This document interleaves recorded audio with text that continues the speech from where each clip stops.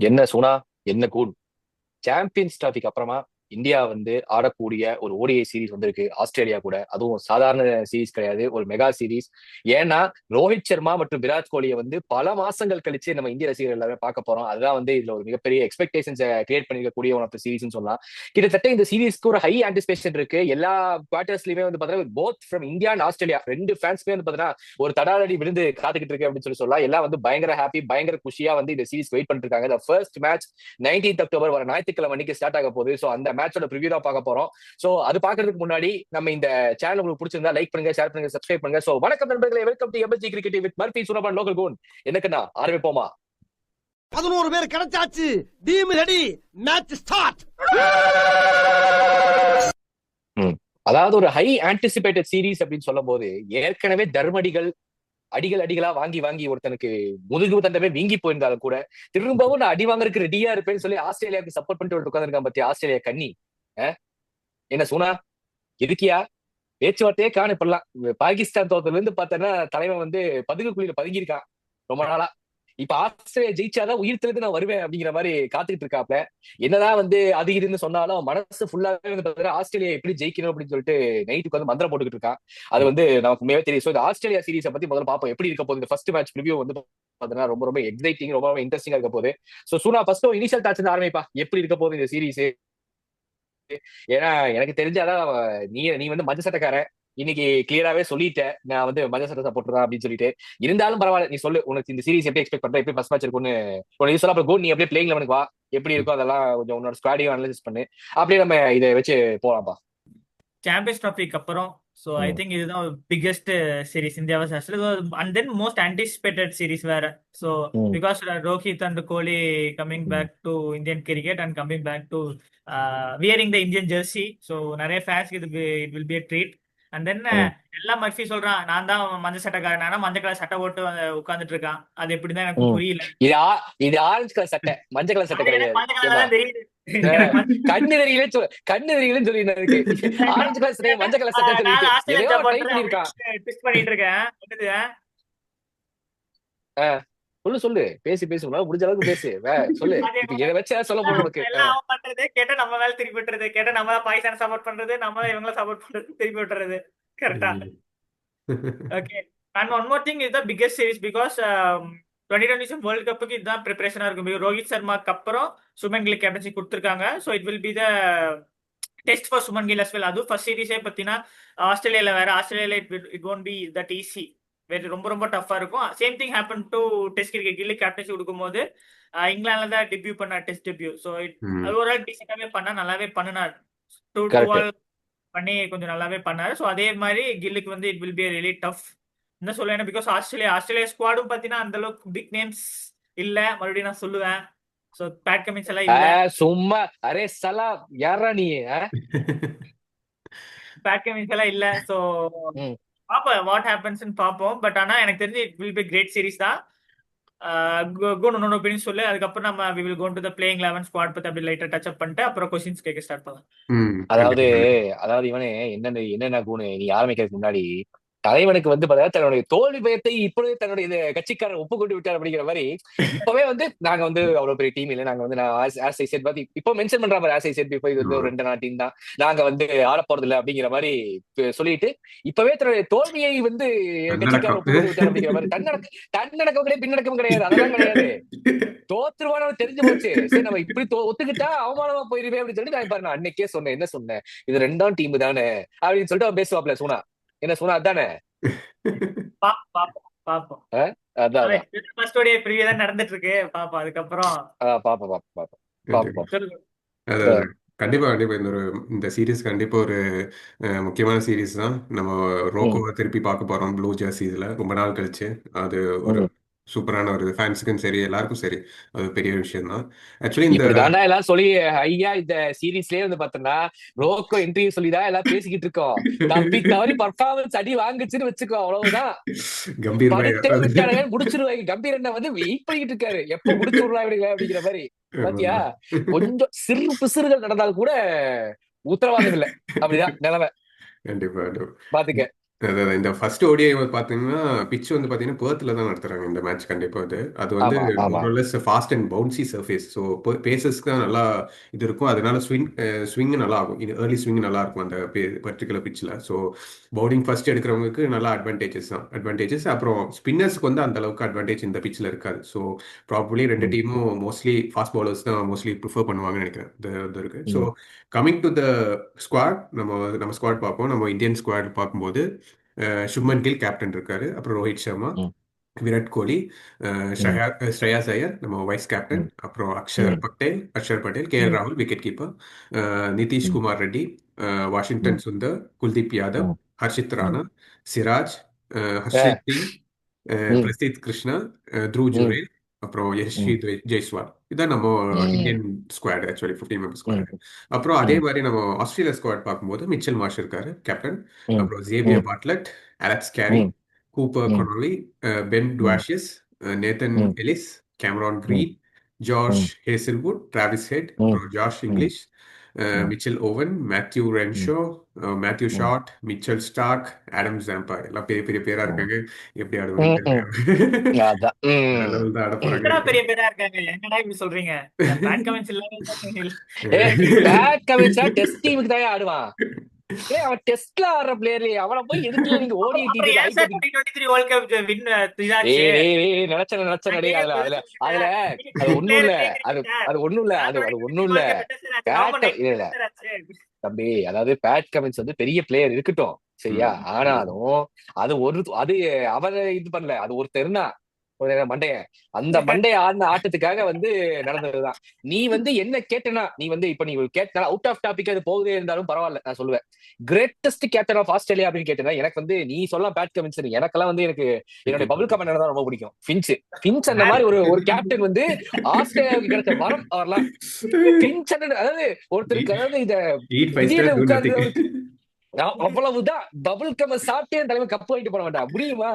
எந்த துபாயில கேப்டனே அது முடியுமா? T21 ஆமா. ஆஹ் மறக்க மாட்டேன் அந்த கெப்ப. எப்படி எப்படியா நீ வாங்கின அப்படிங்கிற ஆரன் பிச் கேப்டன் இருக்கிறது. ஆரன் பிச்ல வீட்டுல சொல்லி யாரும் நம்பி இருக்க மாட்டாங்க. ஓ, இவர்தான் கேப்டனா அப்படிங்கிற மாதிரி. அப்பேற்பட்டவருக்கு ஒரு கப்பு கொடுத்தாங்க. எப்போ மறக்க முடியாத சொன்னதெல்லாம் அந்த நினைவுகள்லாம் மறுபடியும் நினைவுகள்ல வந்து வந்துட்டு போதெல்லாம் உண்மையாவே. பிளேயர் பெர்ஃபார்ம் பண்றாங்க இல்ல, அது முக்கியம் இல்லடா. ஃபைனலி என்ன முக்கியம்? கப்பு தான் முக்கியம். கரெக்டா? நம்ம முன்னாடியே எல்லாம் கலாச்சிருக்காங்க. இப்ப என்னன்னா, இப்போ தன்னடக்கமா பேசானவா, அதாவது பிளேயர் வந்து எப்படி பெர்ஃபார்ம் பண்ணாரு என்னங்கிறது நமக்கு முக்கியம் இல்லை. நம்ம வந்து இதுலதான் நம்ம பார்க்கணும் அப்படின்ட்டு இல்லையா? சரி, பேசு. ஆஸ்திரேலியாவுக்கு முட்டு கொடுக்கணும் முடிவு பண்ணிட்டான். சோ இன்னைக்கு யாருக்கு வேணாலும் முட்டு கொடுப்பாங்க இன்னைக்கு. அப்படியெல்லாம் இல்லடா. இந்தியா டீம் நல்லா ஸ்ட்ராங்கா இருக்கு. ஆக்சுவலி குன் சொன்னல பிளேயிங் ஸ்குவாட் சொன்னல.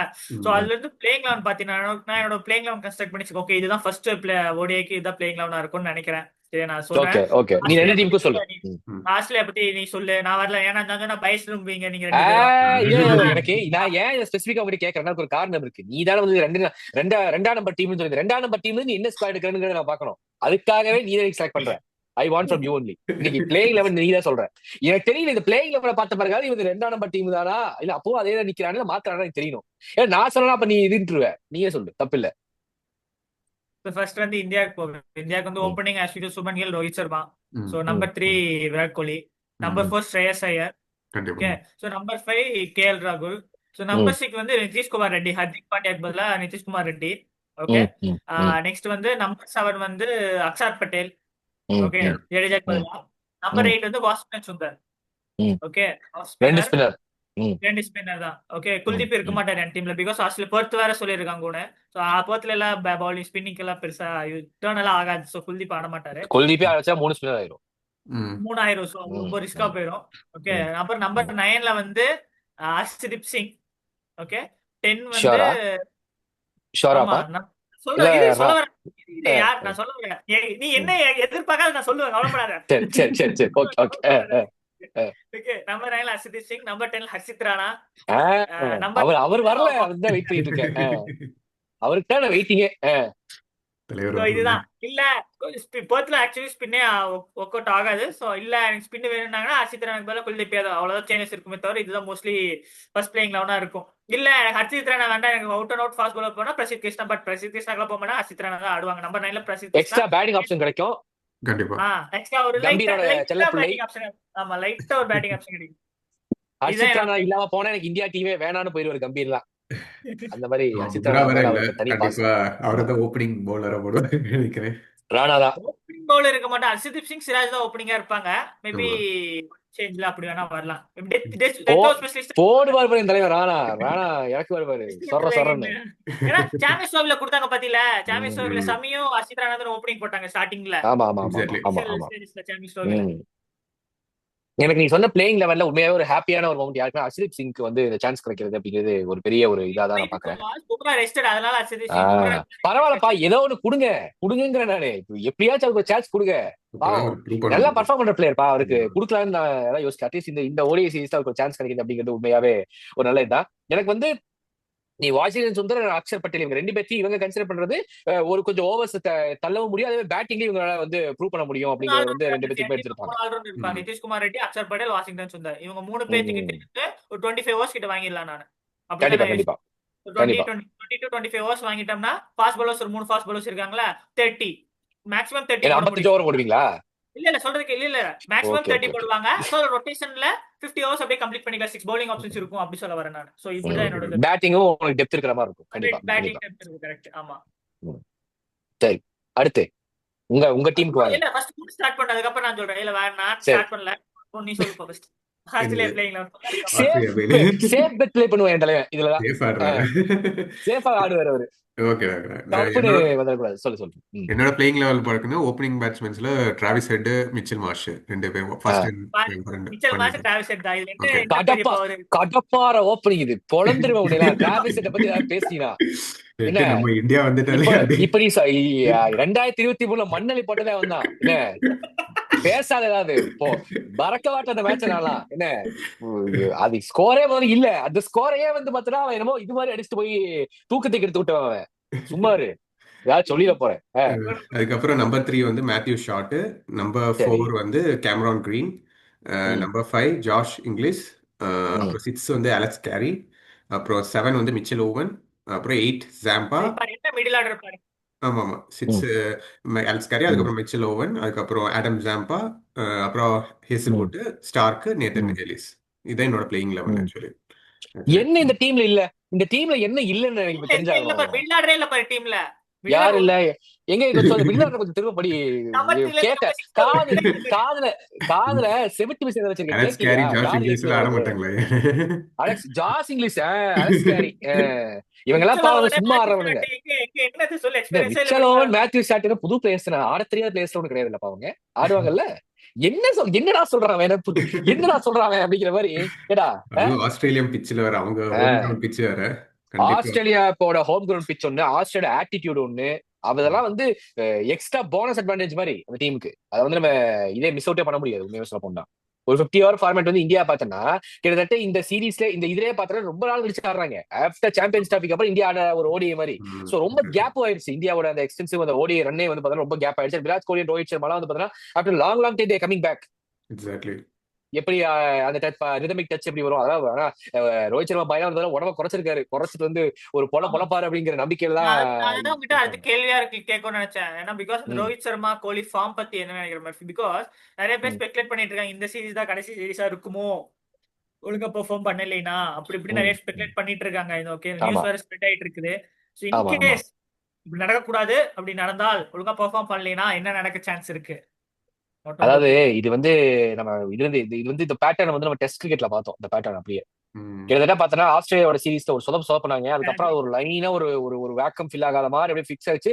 கரெக்டா பார்த்து விக்கணும். இது இந்த ஓடி இருக்க இந்த ஃபிக்சர்ஸ் இருக்கக்கூடிய பிரச்சனைன்னு கேட்டா நம்ம ஃபிக்சர்ஸ் ரொம்ப கம்மி ஓடி ஆடுறது அப்படிங்கிறப்போ ஏற்கனவே இவங்க வரப்போற மேட்ச் ரொம்ப கம்மி தான். புரியுதா? அதுல ஒரு லாங் கேப்ஸ் இருக்கு. அப்படிங்கிறப்போ ஒரு சீரீஸ் இவங்க ஒழுங்கா பர்ஃபார்ம் பண்ணல அப்படின்னு சொல்லி சொன்னா நிச்சயமாக இவங்க வேற மாதிரி டிராஸ்டிக்கா டெசிஷன் எடுக்கிறதுக்கான வாய்ப்புகள் இருக்கு. ஏன்னா இப்ப எல்லாம் சொல்றாங்க, இப்ப பாத்தீங்கன்னா பிசிசிஐ வந்து பாத்தீங்கன்னா பேசுறது ஒண்ணு செய்யறது ஒண்ணா இருக்கு. சமியோட ஃபிட்னஸ் பத்தி பேசிட்டு இருந்தவனுக்கு சமிகிட்டே கேட்காம அவங்க ஃபிட்னஸ் பத்தி பண்ணிருக்காங்கிறது பிரச்சனை வந்து. சோ இங்க ஏற்கனவே பாலிடிக்ஸ் இருக்கு. நீங்க இல்லங்கிறீங்கன்னா ஏதோ இருக்கு. அதுக்குள்ள ஏதோ பிரச்சனை இருக்கு அப்படிங்கிற மாதிரி இருக்கும்போது சோ கண்டிப்பா வந்து பாத்தி எனக்கு தெரிஞ்சு இந்த சீரிஸ் வந்து இது வந்து இப்போ பார்த்தா டூ ஆர் டை சீரிஸ் அப்படி இப்படி கிடையாதுப்பா. ஆனா ஒரு சின்ன சொற்பம் நிச்சயமாக ஒரு பெரிய லெவல் இம்பாக்ட் இது கிரியேட் பண்ணுமா அப்படிங்கிற கண்டிப்பா பண்ணும். ஏன்னா இவங்க என்ன சொல்லுவாங்கன்னா keeping the eye on 2027 world கப்னு வச்சு இவங்க சொல்லி முடிப்பாங்க. அதான் பாயிண்ட். எஸ்பி ஜெய்ஸ்வாலுக்கு ஒரு எக்ஸாம்பிள் நான் சொல்றேன்.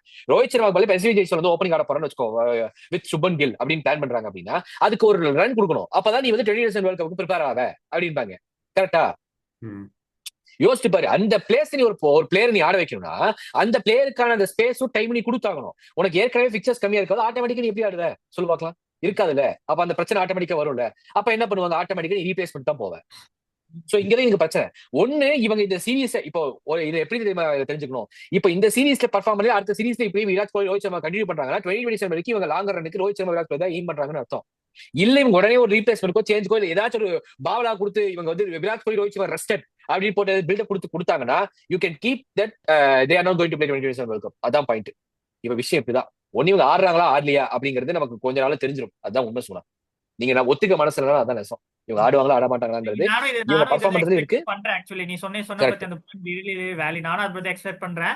பிகாஸ் லைக் கம்பீர் கோச் கம்பீரா வந்ததுல இருந்து அவர் வந்து டீமை தான் ப்ரையாரிட்டியா பாக்குறாரு. எந்த இண்டிவிஜுவல் பிளேயர் எனக்கு இவன் முக்கியம் இவன் வேணும் அவன் வேணும் அப்படிங்கிற மாதிரி அவரு எனக்கு தெரிஞ்ச அது வந்து actually positive thing for Indian cricket. Accept Harshit Rana வந்து நம்ம எல்லாத்தையுமே எடுத்துக்கலாம். கரெக்ட்.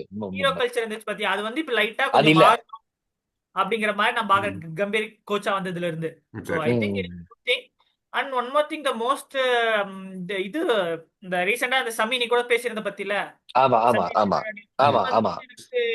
அந்த ப்ராப்பர் கம்யூனிகேஷன் இல்லன்னு நினைக்கிறேன். சம்மியை வந்து பார்க்கவே மாட்டேங்கிறாங்கன்னு நினைக்கிறேன். ஆஃப்டர் சாம்பியன்ஸ் ட்ரோஃபி இவங்க வந்து சம்மிக்கு பதிலா ஹர்ஷித் ராணாவை கொஞ்சம் ப்ரையாரிட்டி கொடுக்குறாங்க. அன்னைக்கு கூட நம்ம டிஸ்கஸ் பண்ணாங்க என்ன பண்ணுவாங்க ஹர்ஷித்.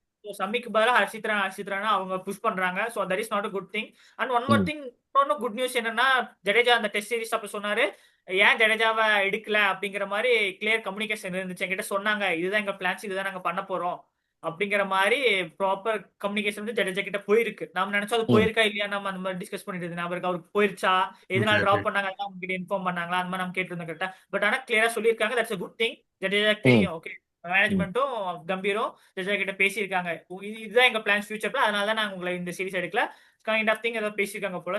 அதே வந்து சம்மிக்கு எல்லா பிளேஸ் கொஞ்சம் ஈக்குவலா கொடுத்தா கொஞ்சம் நல்லா இருக்குமோ அப்படின்னு தான் நானும் பாக்க. ஏன்னா கொஞ்சம் பார்சியாலிட்டி மாதிரி இருக்கு.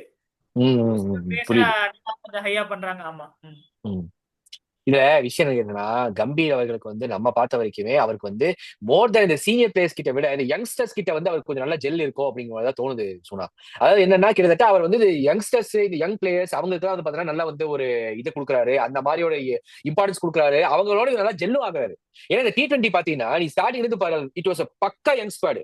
யங் ஸ்குவாடா வர கம்பீர் அங்க உள்ள போன பிறகு அதாவது கிட்டத்தட்ட 2024 world cup T20 world cup ஜெயிச்ச பிறகு Rohit Sharma Virat Kohli Jadeja 3 retired senior பிளேயர்ஸ்ல out எல்லாம் ஜூனியர் பிளேயர்ஸ் எல்லாம் யங்ஸ்டர்ஸ் உள்ள வராங்க. உள்ள வந்த பிறகு அவங்க கம்பீர் கேப்டன் கோச்சா உள்ள வராரு. சூரியகுமார் யாதவ் கேப்டன் இவங்க எல்லாம் வரந்தோட அது அப்படியே ஜெல் ஆகுது. அவங்க ஒரு சூப்பர் ரன் கொடுக்குறாங்க T20ல. சோ அது வந்து மத்த ஃபார்மேட்ல இவங்க பர்ஃபார்ம் பண்ற இதை பர்ஃபார்ம் பண்றாங்க. சோ எனக்கு தெரிஞ்சு கம்பீர் வந்து மேபி அந்த மாதிரி இது பண்றாரு அப்படின்னு சொல்லி நமக்கு தெரியல.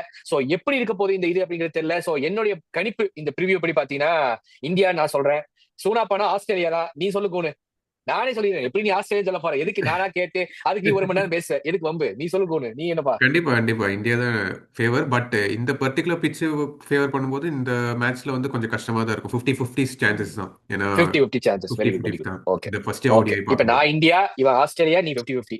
சோ அப்படிங்கிற மாதிரி இந்த இதை முடிச்சிடறோம். சோ ப்ரிவியூ வந்து நல்லபடியா அருமையாக முடிந்தது என்று நான் நினைக்கிறேன். சோ உங்களுக்கு சேனல் பிடிச்சிருந்தா லைக் பண்ணுங்க, ஷேர் பண்ணுங்க, சப்ஸ்கிரைப் பண்ணுங்க. அதே மாதிரி உங்க ஃப்ரெண்ட்ஸ்க்கும் ஷேர் பண்ணுங்க. அதே மாதிரி இன்ஸ்டாகிராம்ல MSG கிரிக்கெட்னு சொல்லிட்டு பேஜும் இருக்கு. அதையும் ஃபாலோ பண்ணி அதுல கிரிக்கெட்டிங் வீடியோஸ் வரும். அதே பாருங்க. So thank you so much guys. Cheers. Love you all and bye bye.